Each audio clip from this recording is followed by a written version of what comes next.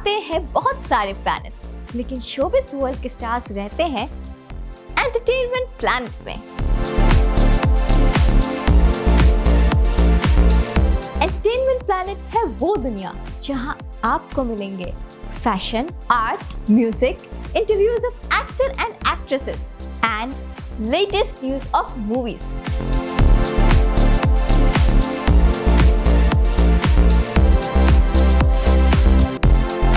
लॉलीवुड से लेके बॉलीवुड तक, बॉलीवुड से लेके हॉलीवुड तक, कौन सी फिल्म है रेटिंग में और कौन सी फिल्म है सुपर फ्लॉप।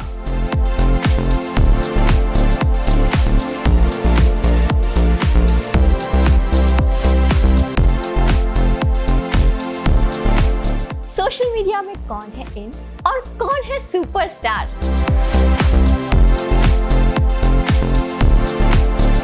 यहाँ मिलाएंगे हम आपको फैशन इंडस्ट्री के टॉप मॉडल से।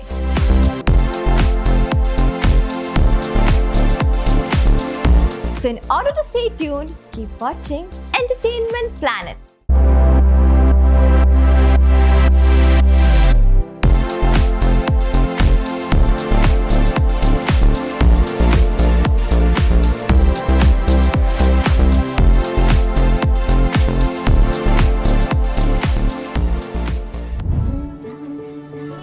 जल्द आ रहा है एक नई सोच का है नया आगाज।